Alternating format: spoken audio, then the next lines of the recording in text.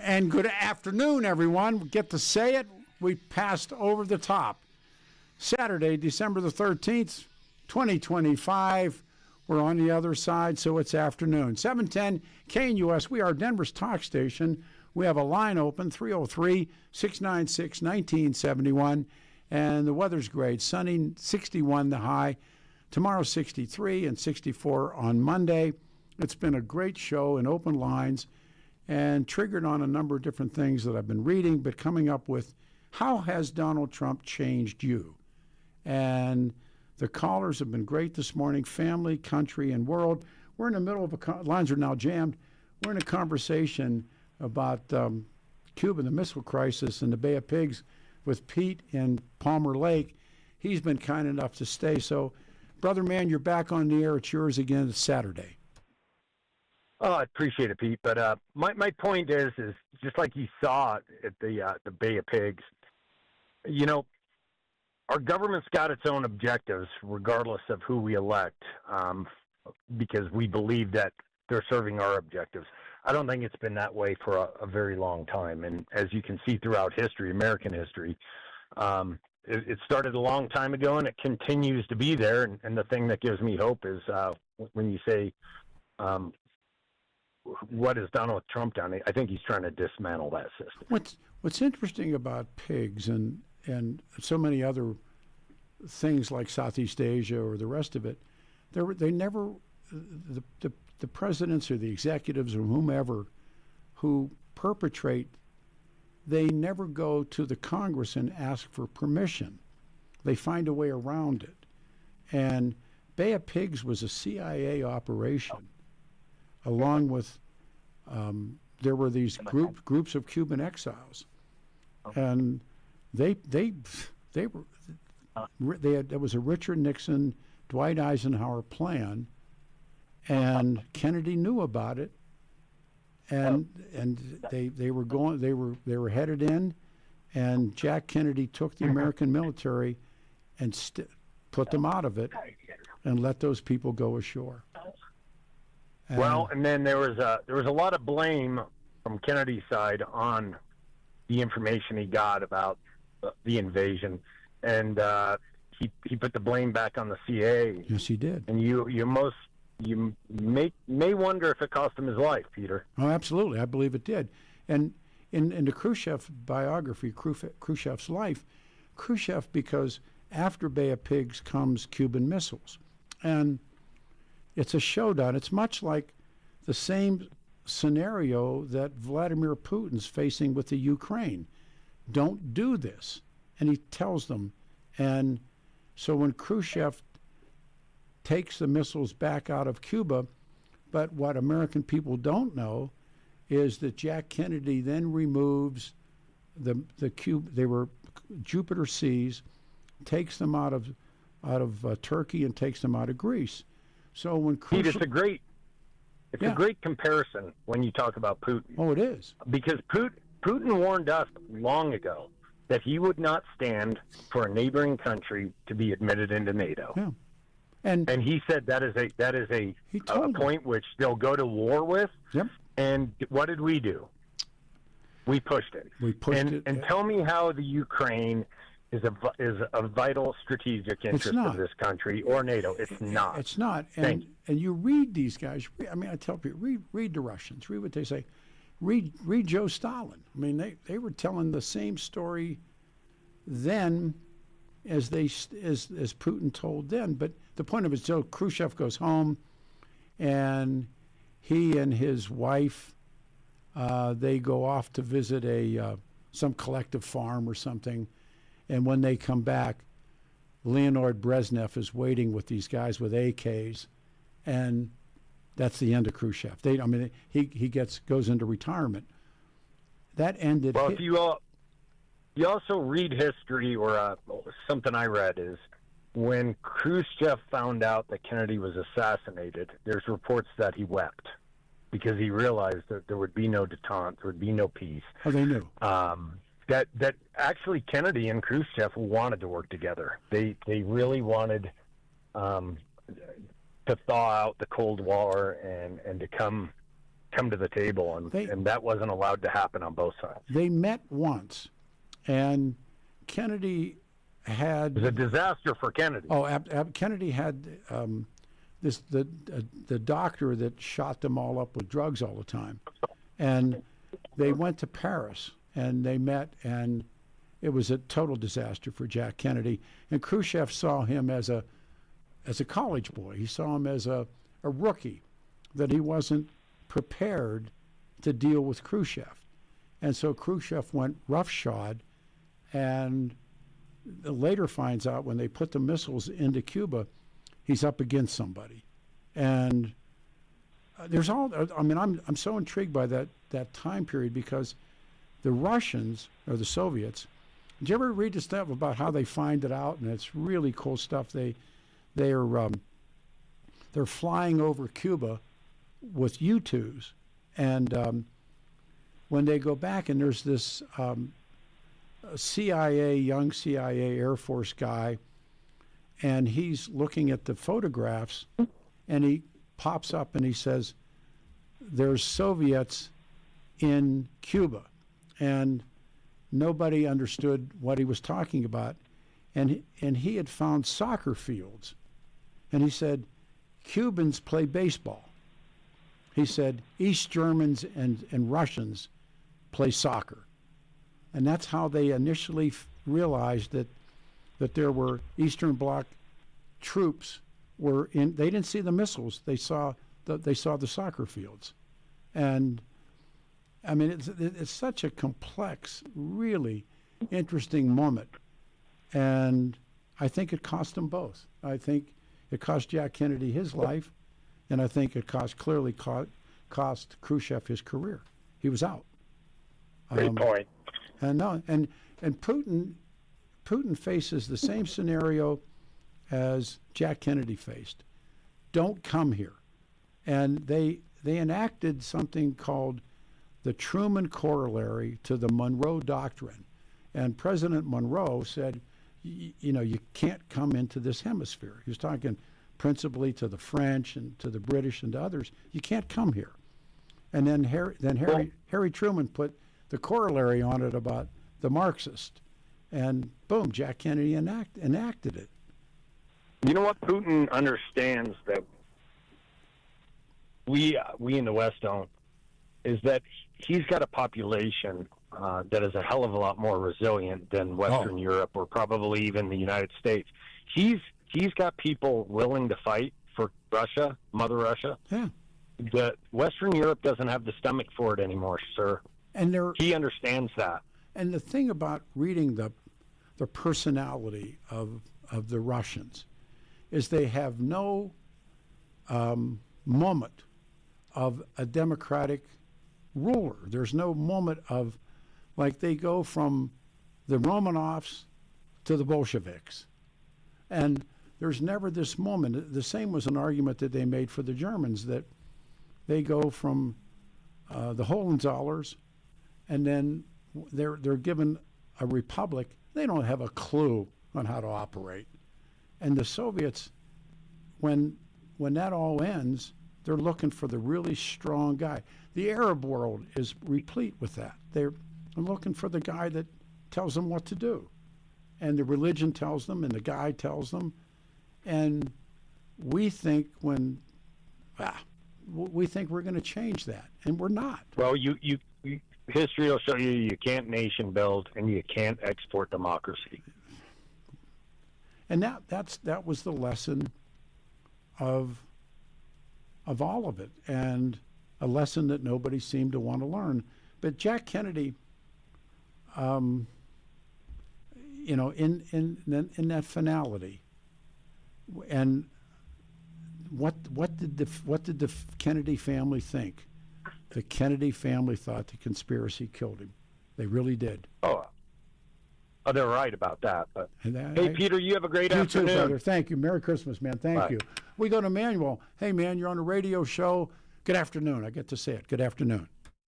Good afternoon, Pete. What Trump has made me realize is how precious democracy is. how precious clean government is. And what we have seen is just the opposite with Trump's leadership. All you have to do is take a look at the Middle East dealings that he has had. And his son-in-law, Jared Kushner, got $2 billion from the Saudi Crown Prince. And that was basically a giveaway for a better relationship with Trump. In one instance, Eric signed a deal with representatives from a Saudi real estate development firm with links to the Saudi royal family. I agree with you. But why do you think that existed? I mean, I first of all agree with everything you're saying. There's something called unintended consequences. And when Bush and Cheney knocked Saddam out of the box, it opened up the door for the Iranians. That scared the bejesus out of the Saudis. What are they going to do? They want to make deals. They want. Well, the problem with having a government that with officials that lie is perfectly evident in terms of what happened with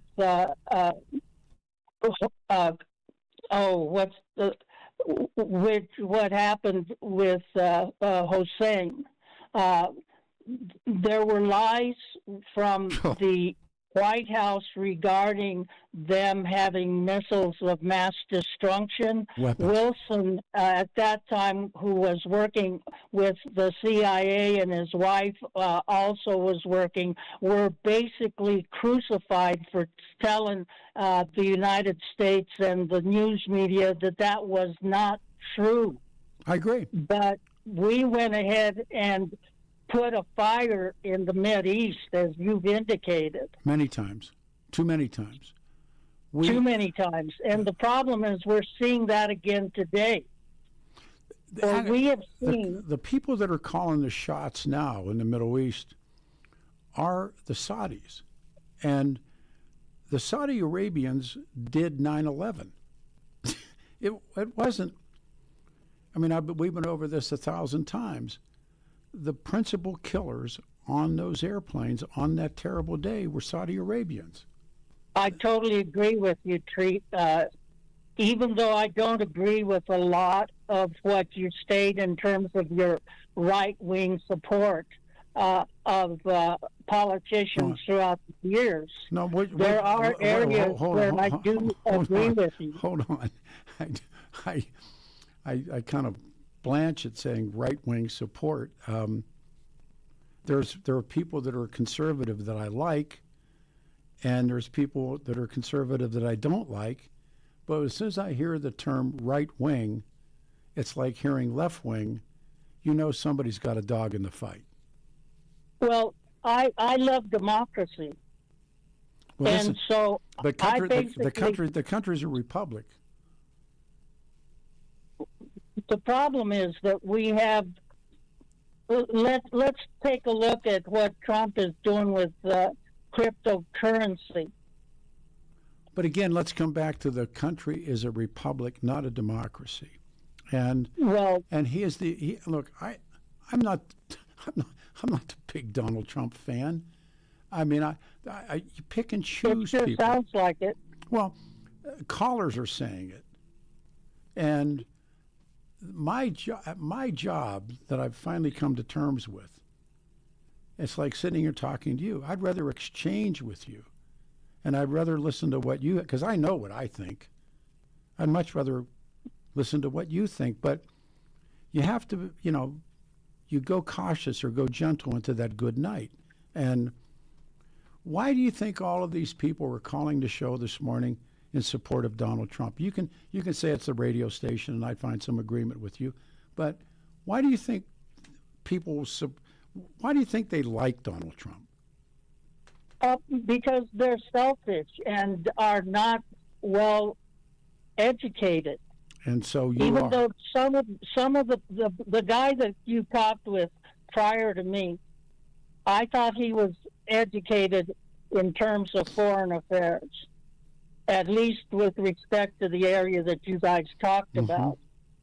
But in terms of his lack of knowledge regarding the precious democracy that we live in, I thought the pledge was to the republic for which it stands. it is, and it's also for the republic and not for Donald Trump and special interests. Well, what's your? I mean, I'm interested in your beliefs.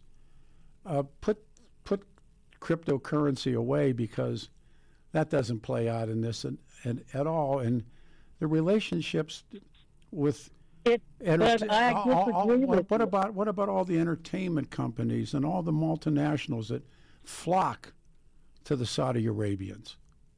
What do you do with that? And flock to Donald Trump No, they've been because they have special interests. They are buying, these huge conglomerates are buying each other. So And basically they're making the consumer, do you giving see? the consumer less ability to determine what company they want to go with. Well, first of all, how do you see the corporate world? Because I'm going to come back to your principle was the Saudi Arabians. The Saudi Arabians played in a balance as long as Saddam Hussein was alive and in power, because he was Right. he kept the Iranians at bay. And so when Bush and Cheney got rid of him for no reason, then the Saudi Arabians are wide open, and they don't have the wherewithal that the Iranians have. So they needed allies, and they chose their first ally that they chose, and you're going back to Jared Kushner, was the Israelis. They wanted to make a peace with the Israelis. Why do you think? Exactly. Why do you think, Manuel? Why do you think they wanted to do that? Well, it was obvious. They have a truly vested interest in their oil dominance. And But why did they need the Israelis to? They have the strengths of the oil. They are in what was once known as OPEC. So, but why would the Saudis make a truce and a peace with the Israelis? And they used Donald Trump's son-in-law to be part of that. You're right. because the Israelis had a special place in American relations. And my belief is that they solidified the relationship with the United States through Israel. And if you really look at it, The United States of America has had a relationship with the Saudi Arabians in the multinational corporations, the oil producers, and that's why. exactly. Well, do you like driving your car? I'm sorry. I have my car doesn't use gas. Oh, so you have an electric. Listen, I have an electric I got a break vehicle. coming. I'm going to let you continue. Can I put you on hold and keep you? Well, sure. Hang on, sir. We'll do that. Drives an electric. Price of gasoline's down, folks. It's Saturday. Good afternoon, everyone. 710 KNUS. Your 710 KNUS forecast is Saturday, sunny skies, pleasant temperatures around 60, gusty winds up to 20 miles per hour. For tonight, mostly clear, lows down to 30. Nice days ahead for Sunday and Monday and Tuesday with highs in the 60s, overnight lows in the 30s. Weather brought to you by L&L Heating and Air Conditioning. For quick, trustworthy, and dependable service, call L&L Heating and Air Conditioning at 720-851-1691. Visit them online at bestdenverhvac.com. That's bestdenverhvac.com. You'll be comfortable with L&L. I'm day weather meteorologist Patrice Sutter in the 710 KNUS Weather Center.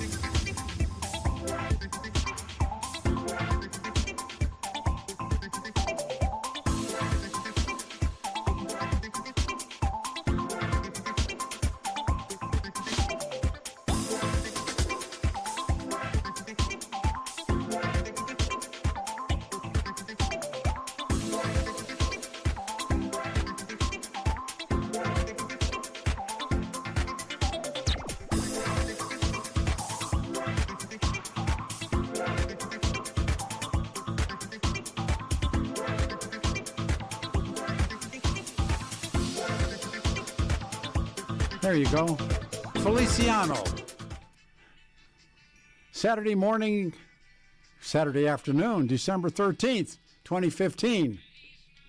61 will be the high, 63 Sunday, 64 on Monday. Donald Trump, how has he changed you? We have Manuel with us. He's on hold now. We're bringing him back up. He's kind enough to stay with us. I'm sure you know this, but Saudi Aramco, because we're talking about Saudi Arabia, is the world's largest oil producer. Do you know that? I mean, it's state-owned by the Sauds and managed by the oil and gas reserves and focuses on energy production, refineries, global trading, enormously profitable. But enormously profitable. Well, what's that? Is that wrong?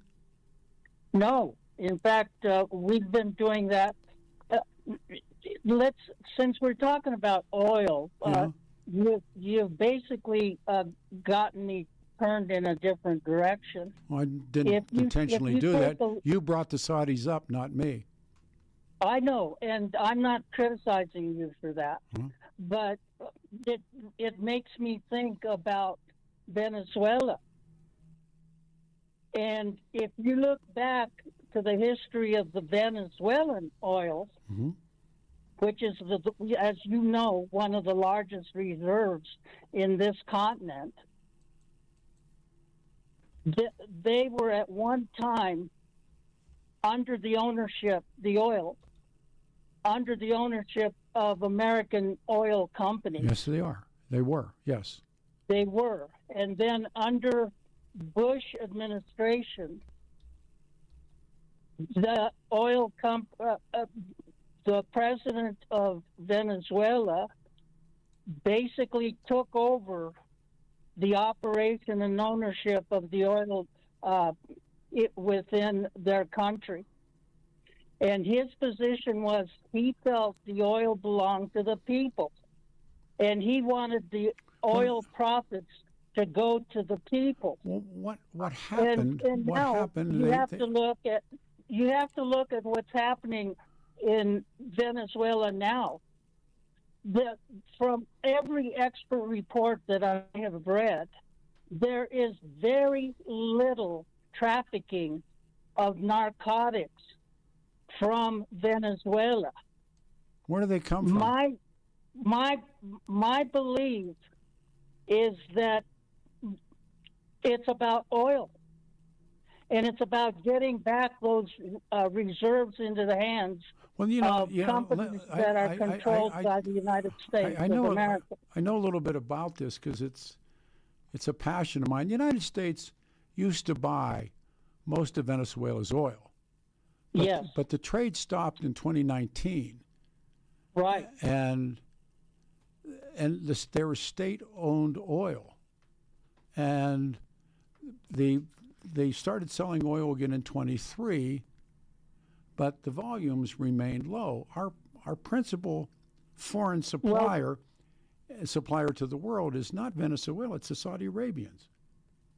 I agree with you, but the problem is that there was a decline in the sale and purchase of oil from Venezuela because the United States had put an embargo on Venezuela. The United States, in 23, Venezuela doesn't produce more oil. And by the way, the multinational corporations don't give a damn about who they sell or buy oil from. And I agree, as long as they control it. That's right. Well, no, they don't, because they don't control it in the Middle East. They don't control it with the Iranians. They don't control the Sauds. They don't control it in Dubai. There's been decades of mismanagement, corruption, underinvestment, infrastructure problems, lack of workers. I mean, Venezuela's got enormous problems in their oil production. So, I mean, this isn't something that easily you can blame on the West or blame on the corporations, or for that matter, blame it on Donald Trump. I'm not defending Donald Trump, but the mismanagement in Venezuela has been horrible.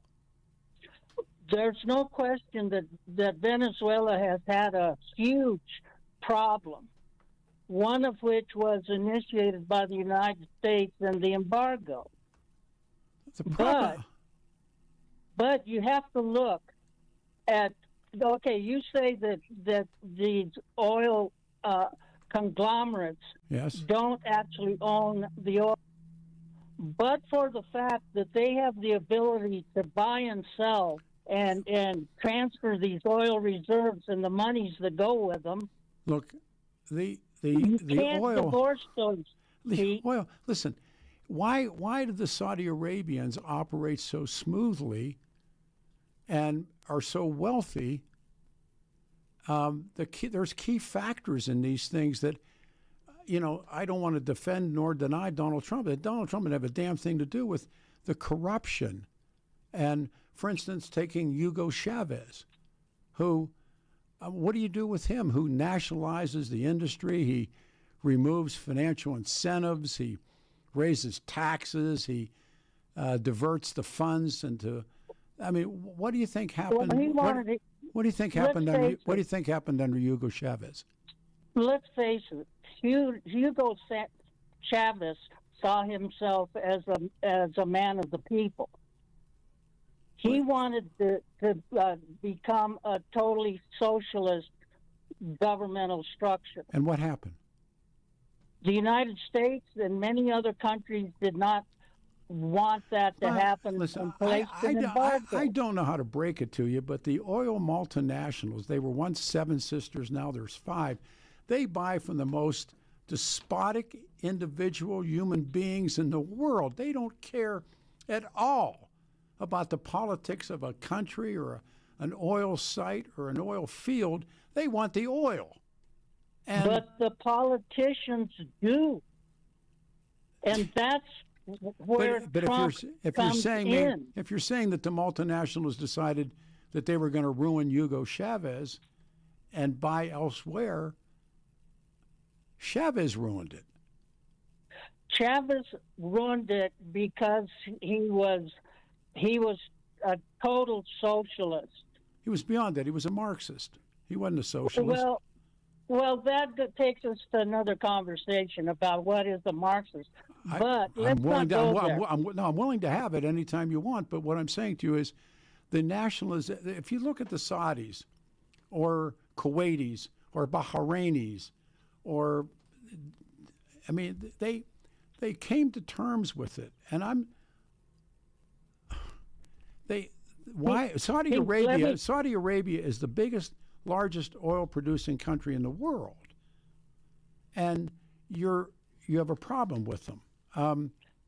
Actually, Pete, I have a problem with the relationship that the President of the United States and his family have with them. And George Bush didn't have that, or the Bush family didn't have it? Of course they did. And before that, the problem, and it's only being exacerbated. Why? Can you answer me a question? Sure. Why? What was the incentive for the prince to give Donald Trump a $400 million airplane? Can you explain that to me? Place their gifts. That's the role that, if you know something about how the wealth of the Middle East works, it works exactly that way. They did it to the Bushes. They've done it to other people. They've done it in Europe. They've done it to the multinationals. Look, I'm not defending them. I'm telling you facts of life. And you're absolutely right. You're absolutely right. Why do now sporting events get drawn?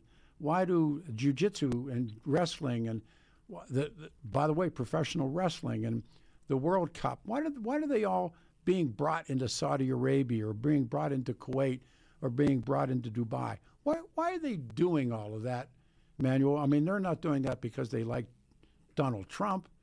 They're trying to make themselves different in the world.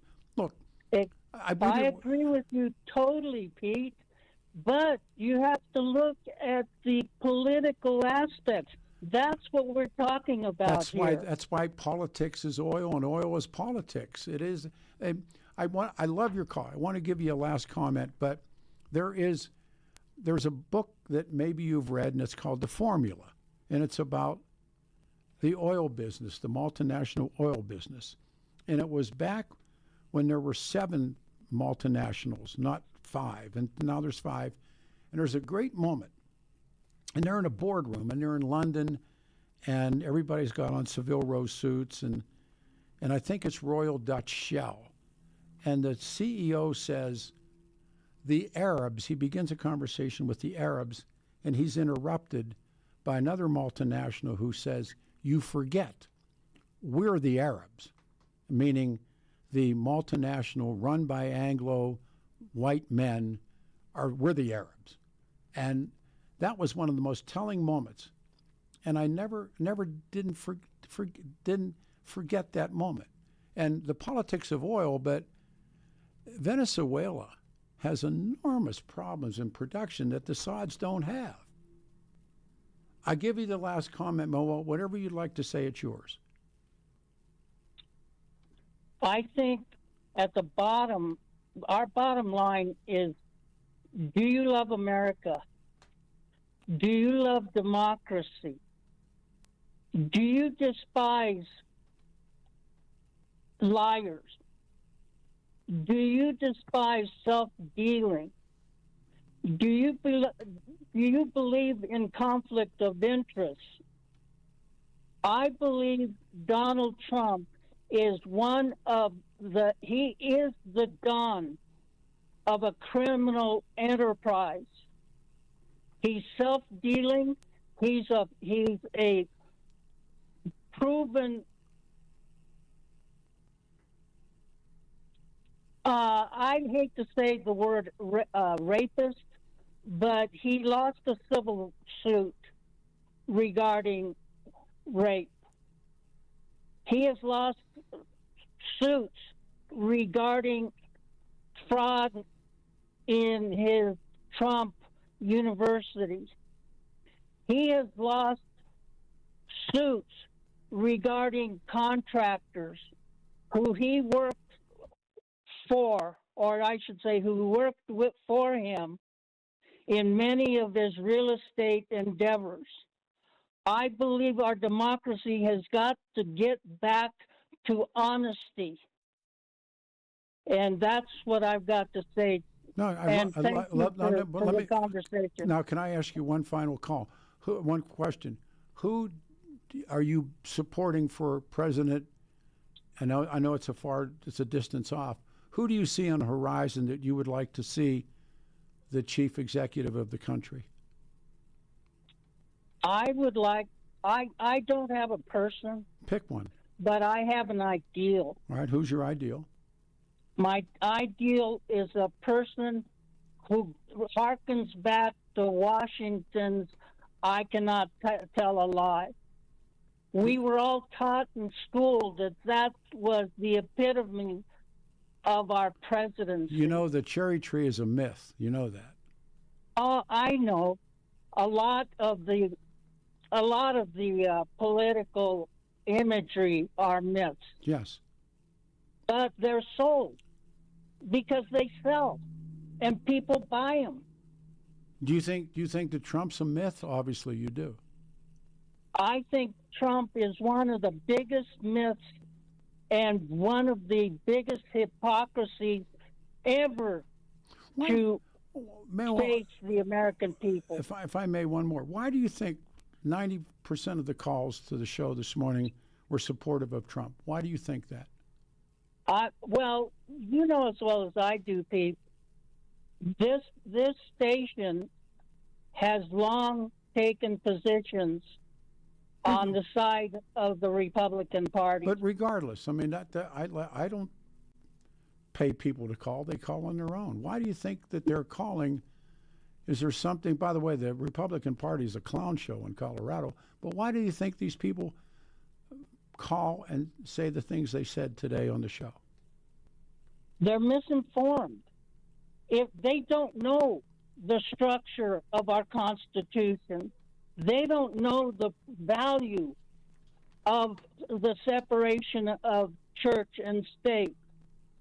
They don't know the value of a tripartite system where you have the judicial, the legislative, and the president.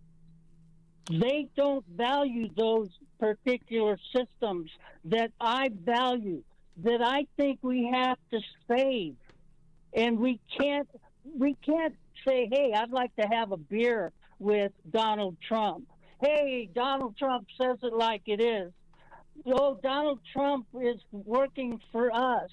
Yeah, you ask some woman or men who are on Medicare whose insurance benefits are going to change. You ask those people with children with diseases and maladies who are dependent upon Medicaid and Medicare, and you'll get a completely different answer. May I ask you one more without naming the what do you do for real? What do you do for a living? I'm an attorney. You're an attorney. You're a welcome call. I thank you, Pete. Thank you. Merry Christmas. Have a good day. You too, sir. Icing on the cake, back after this.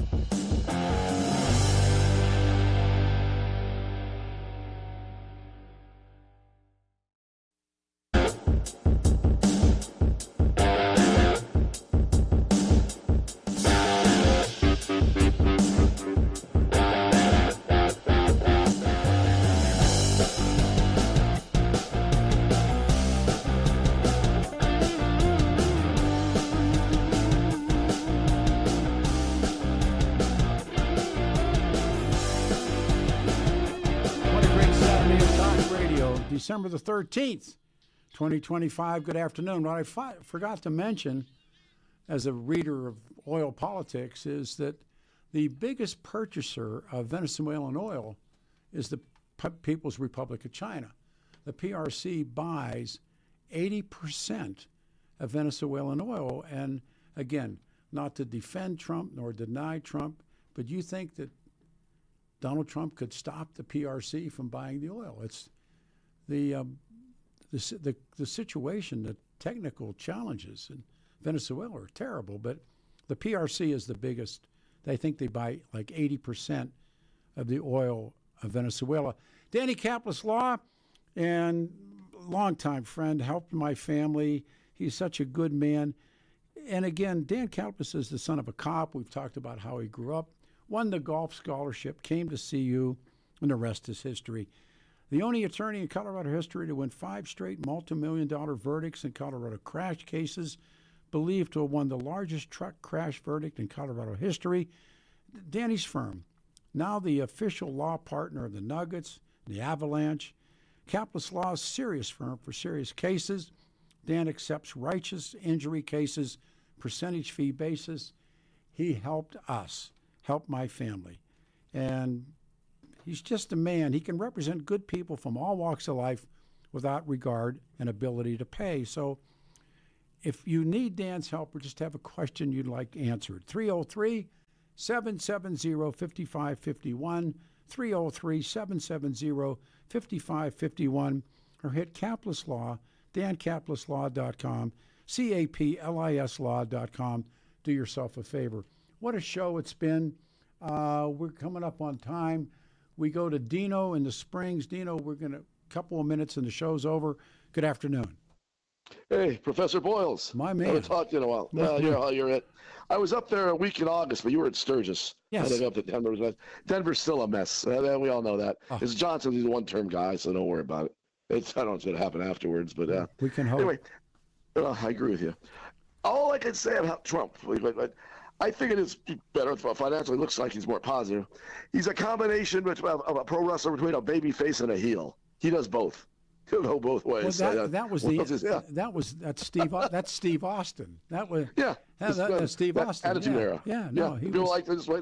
He tells it like it is. All that, and you have to ask the ultimate question. I know people haven't listened all day, but what would this country look like if Willie Brown's ex-girlfriend would have won, and she's been here the last year? Oh man, you talk a wide open border.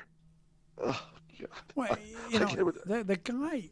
I mean, she had no clue. Yeah, no. As we come to the end of, I thought just a great show. He's ham-handed. He's who he is. All the things that he's accused of, he's probably done or he's done. But when they, the Saudi Arabian stuff and all that stuff is money. Decades Yes. old, decades of coming. Course. And yeah. That's what it's just frustrating to hear people say. Well, of course, I can't even imagine how she would even talk to anybody at the Oval Office. Harris has no shot of communicating. No. When you see what's happening in the walls up in Minneapolis, that would have been all over the vice presidency. No, I was mentioning I'm reading excerpts from her book about she gets the phone call from Joe. Yep. And he says, I'm not running. And she's flipping pancakes with her grandkids, and I'm thinking that's how this operation works. They never had any primary elections. They just shoved him out and shoved her in, and which raises the ultimate question. I thought they have a plan to get once they got rid of Biden, they have somebody else in this place. But they just went with her. They thought the sugar high momentum of that first month, as I've said, she seemed to do pretty decent on that only debate. But then she wanted another one. I don't know why they didn't want that one. Trump would have been better on the second one, but Here's a question for you. Yeah. If Trump is changing the political culture of this country, which I think is, you can't dispute that, it's become far more edgy, far more attack mode. But is it permanent? When Trump's done, what happens? What do you think happens then, Dean? Well, if a MAGA Republican, like J.D. Vance, if you're going to run and win, or Rubio use Rubio for his running mate or something, it may continue for the 4 to 8 years or whatever they get in there. I just can't imagine. The most entertaining thing that's happened in a couple summers will be the Democratic debate. Oh, man. Over the primaries, just to watch how they all go after each other. And once someone mentions something about, well, you protected Biden, and he goes, well, not as much as you did. I'm looking forward to that. Do you believe that the mayor of New York City, the elected mayor, is now the face of the Democratic Party? Yes, and he's being challenged by AOC and Crockett. I've seen they that. all want a piece of the action. Remember, Yeah. AOC, I think, is foreign-born, so she's out. Joe's too old. Joe, and so what are they going to do? I mean, they really took. They took a huge hit. Yeah, it boils down to policies. Talk is cheap. Getting in there is cheap. All they care about is power. They want to they'll do anything to be elected, and they don't care. They figure they'll sucker you into vote just to be a voter of their constituency. I'm going to pull the pin. Thanks. We got about 2 minutes. A remarkable show. I mean, I put a lot of modestly, he says, I put a lot of work in this, and it came out that way. And I have to rethink this entire 4 hours. But it drew to the lightning people that supported Donald Trump. The next to last caller, I thought that was significant as well. But talk radio should be this way. And if you want to blame the radio station, if you didn't like the show, what was the great line? If you didn't like the show, tell you what I'm going to do. I'm going to bring the girlies back one more time. Remember that? 39 beautiful girls. 38 beautiful costumes. You got a radio show. But I thought it was a really interesting show. And it was interesting to sit here and listen to the calls. But if you're looking for, you got to have evidence-based governance. And that's significant.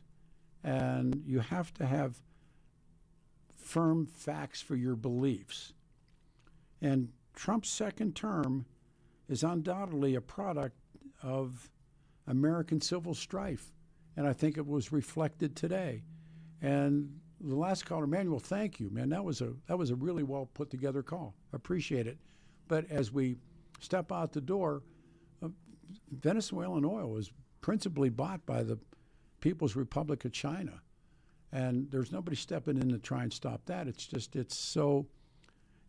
been so screwed up by government politics. And I'll read you, what is the last one? She was born in the Bronx. I didn't know that. AOC, born in the Bronx. I thought she was foreign-born. Shows you what I know. So how close are we to hitting the button? 1 minute. We have a minute to go. I'm going to do some fill-in work for the fellas. They're going to take some time off. And been getting a lot of email here this morning and text messaging on, are you going to do a Ramsey show? And so we're sitting there talking about it, Adam and I. Maybe yes, but we're getting a lot of pressure to do a show, especially since this district attorney up in Boulder is the rest of them, and time comes. So I'll talk to you all next Saturday, and thank you to Adam and everybody that did the good job, and I'm in the wind. So there's the music. Good call, good day. Thank you very much. I'll see you next Saturday.